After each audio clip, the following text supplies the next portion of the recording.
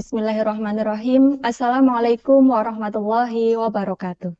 Halo Sobat FTIK semuanya. Jumpa lagi di podcast FTIK Progresif. Buka pikiran, buka hati, meraih ridha ilahi. Pada kesempatan kali ini, podcast FTIK Progresif kedatangan tamu spesial. Beliau adalah Bapak Dr. Ali Muhdi MSI. Selamat sore Bapak. Bagaimana kabarnya? Alhamdulillah baik. Lancar puasanya Bapak? Alhamdulillah masih lancar. Alhamdulillah. Insyaallah. Insyaallah.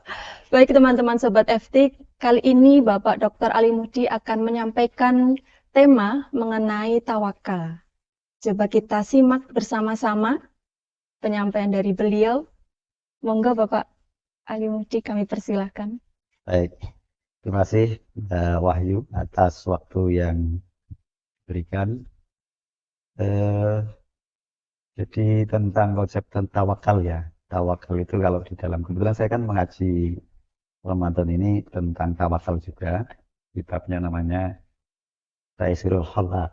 Nah, itu kebetulan di kitab itu, jadi saya ambil dari situ aja lah untuk tema saya ini. Jadi di kitab itu ada pembahasan tentang tawakal. Kitab Taisirul Khalaq karya dari Abu Naufal Al-Banari, kitab Ramadan. Nah, di dalam konsep tawakal itu sebenarnya ada kalimat begini. Jadi hakikatut tawakul firrizki wa ghairihi al-inqita'u minal asbab bil kulliyati siqatan billah.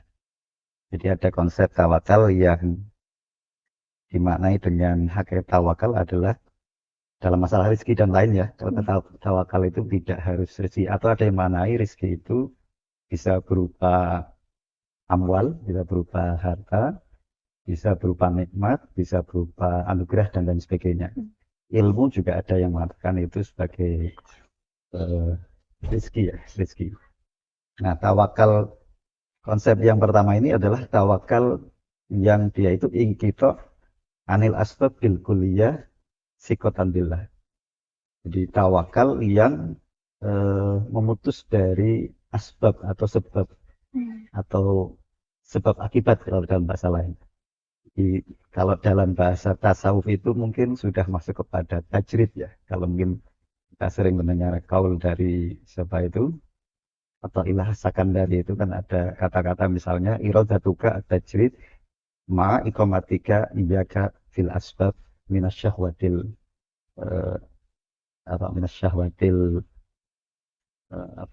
kalau kalimatnya itu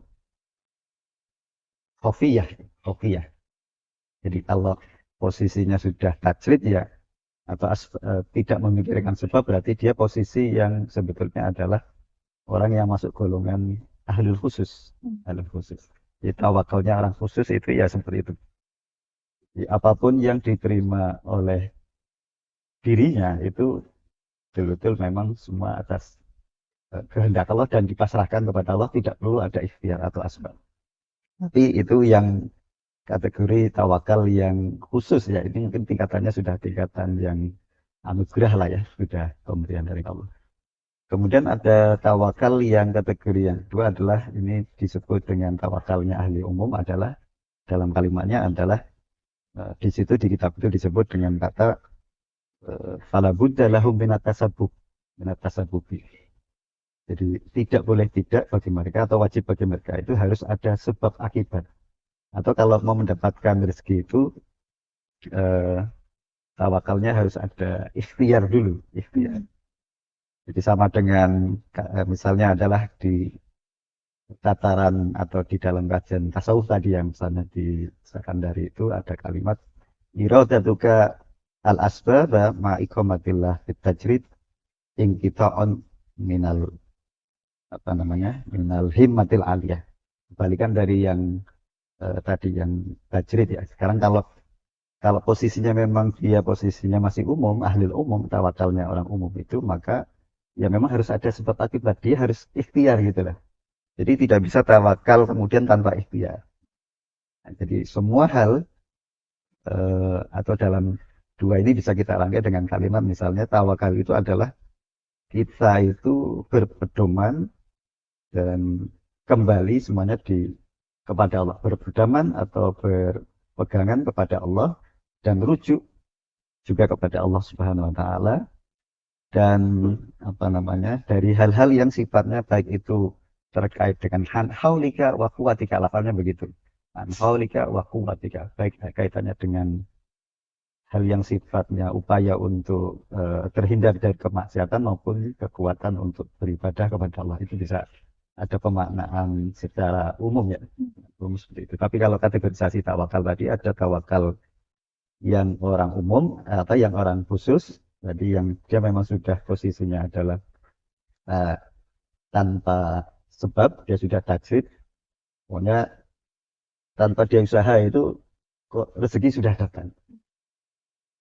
Ini kalau dicontohkan ada contoh misalnya begini. Dulu ada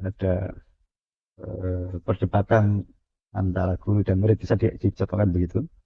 Jadi ada guru dan murid mengatakan, yang guru mengatakan bahwa tawakal itu adalah, atau rezeki itu adalah sesuatu yang memang sudah tidak perlu diusahakan. Dia berarti tawakalnya gurunya ini adalah tawakal yang tajrid atau tawakal yang apa namanya,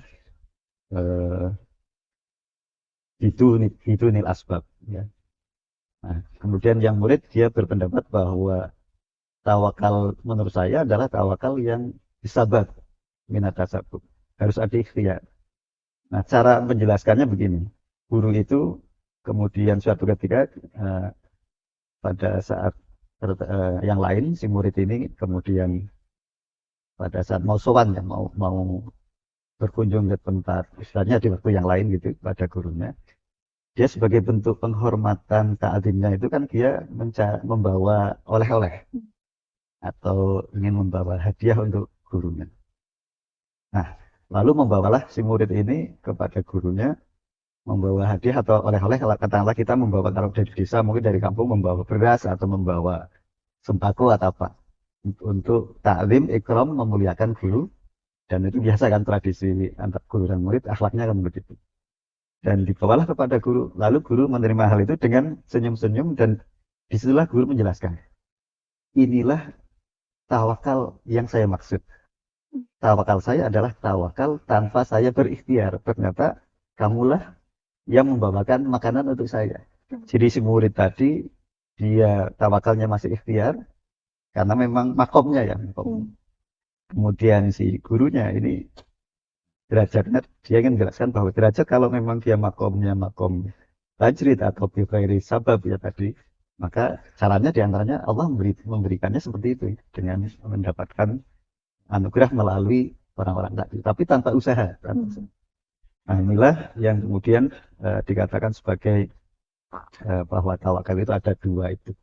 Nah, bagaimana sikap kita sebagai seorang muslim yang baik mensikapi kondisi seperti ini? Kadang-kadang kan jadi pertanyaan juga di kita ya, atau di masyarakat.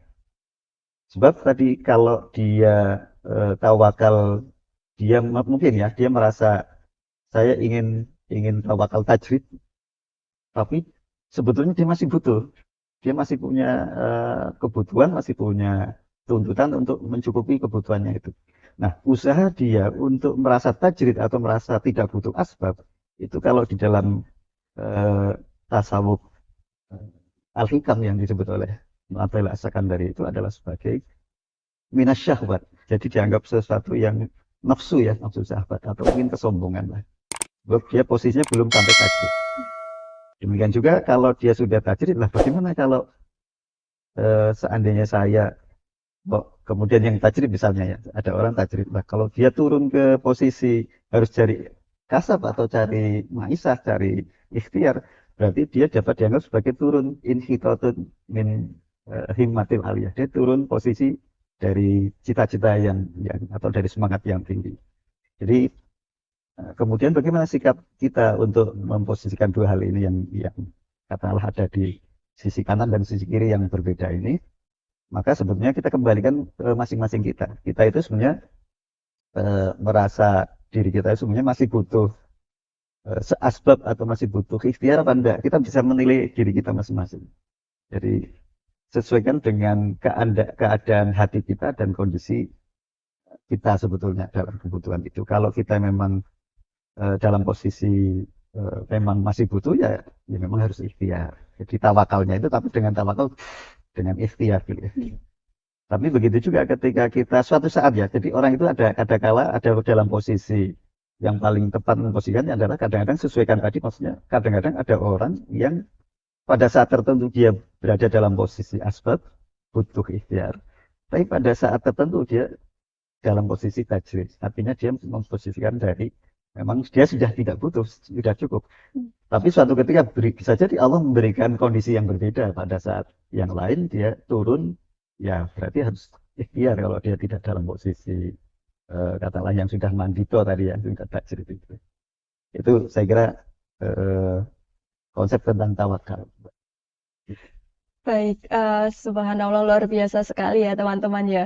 Jadi memang, oke Pak, tawakal itu ada dua macam tadi, Nje. Ya, Ada yang harus diusahakan atau diikhtiarkan, dan ada tawakal bagi hamba-hamba yang terpilih gitu. Artinya tidak perlu mengikhtiarkan, tidak perlu mengusahakan, sudah dapat seperti itu. Tapi memang tawakal ini kalau tidak diasah itu juga mboten tajam, tidak tajam. Sehingga harus sering-sering diasah. Seperti halnya ketika kita menemui masalah gitu. Saat kita masih berkecimpung di masalah itu terus, karena seolah-olah merasa diri kita masih bisa menyelesaikan. Tetapi ketika sudah pasrah, ya sudahlah ya Allah, ikut saja, ujuk-ujuk ini. Nemu saja jalannya gitu ya Pak. Seperti itu. Baik, terima kasih banyak Bapak Dr. Ali Mudi atas sedikit tambahan. Jadi dalam kitab itu juga disebut sebetulnya masalah rezeki ini kan sudah ditanggung oleh Allah ya. Wa ma min dabbatin illa 'ala Allah rizquha. Itu kan lafalnya jelas seperti itu. Semua yang melata hidup manusia itu semua itu sudah ditanggung rezekinya pada Allah. Dan rezeki itu kalau dalam kategori kitab itu sebenarnya ada rezeki yang ada pembagian ya ternyata. Ada rezeki kita itu ada di kitab itu beliau menulis ada rezeki al-maqsum yang sudah terbagi, kemudian ada rezeki al-madmun, kemudian ada rezeki al-mamluk dan al-mau'ud. Jadi kalau yang al-madmun misalnya adalah ini rezeki yang sudah ditanggung tanpa sebab. Jadi kayak tajrid tadi itu posisinya sudah madmun ya, sudah ditanggung. Kemudian ada rezeki yang maksum. Maksum itu maksudnya sudah qasamahullah fi lauhi mahfud. Jadi di lauhi mahfud sana itu Allah sudah sudah menentukan pembagiannya. Jadi ada rezeki yang memang sudah ditanggung, kemudian ada yang maksum sudah dicatat di lauhi mahfud, catatnya segitu kira-kira. Ada yang kaya, ada yang banyak, ada yang sedikit. Kemudian ada rezeki yang al-mamluk. Mamluk itu yang dimiliki oleh orang sesuai dengan takdirnya, dengan takdir yang berarti sesuai dengan terjadinya ya. Itu yang al-mamluk. Dan al-mamluk ini yang dimiliki ini kalau dalam konsep penjelasan kitab itu juga ada dua. Kalau menurut pemikiran ahli sunnah itu adalah yang bisa diintifa. Intifa itu maksudnya yang dimanfaatkan. Kadang kita punya rezeki tapi kita tidak memanfaatkan. Mungkin orang lain yang memanfaatkan.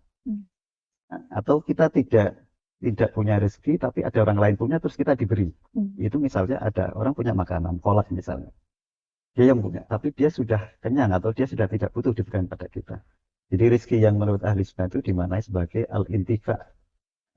Yang ada kata intifanya, pemanfaatan. Sedangkan kalau Mu'tazilah itu semua berbeda. Jadi kalau Mu'tazilah itu ya semua rezeki yang dimiliki itu ya berarti rezeki dia. Dan ini perbedaannya adalah kalau intifa ini, jadi rezeki itu tidak harus dimiliki, tapi yang penting intifanya itu. Manfaatnya ya dimanfaatkan. Bisa jadi dari orang lain atau kita punya makanan, kita punya warisan, tapi bukan kita yang menikmati, ahli waris kita, itu berarti bukan rezeki kita. Kemudian yang terakhir adalah al-maut. Rezeki al-maut itu adalah rezeki yang dijanjikan. Dan dijanjikan ini adalah dalam konsep itu adalah ma'watullahu bi ibadahil muttaqin, yang dijanjikan bagi orang-orang yang bertakwa. Wa yattaqillaha yaj'al lahu makhrajan. Siapa yang bertakwa maka akan diberikan solusi apapun.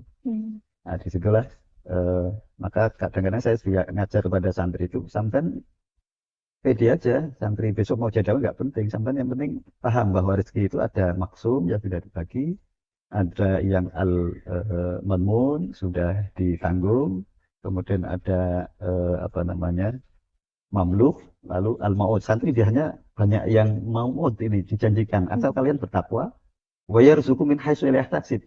Rezeki sing kadang-kadang munculnya tidak dinyana-nyana. Nah, itu yang santri kadang-kadang lebih banyak di situ, atau kita sebagai mutakin itu mudah-mudahan insya Allah ada 4 kategori yang bisa kita dapatkan dari situ.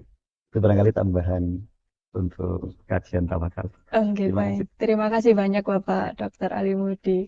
Baik, seperti itu teman-teman Sobat FTIK, semoga kita dapat mengambil hikmah dari materi hari ini. Selalu semangat, sampai jumpa di podcast selanjutnya, di podcast FTIK Progresif. Buka pikiran, buka hati, meraih ridho ilahi. Sekian dari kami, terima kasih banyak Bapak Dr. Ali Mudi. Terima kasih banyak teman-teman. Wassalamualaikum warahmatullahi wabarakatuh. Waalaikumsalam warahmatullahi wabarakatuh.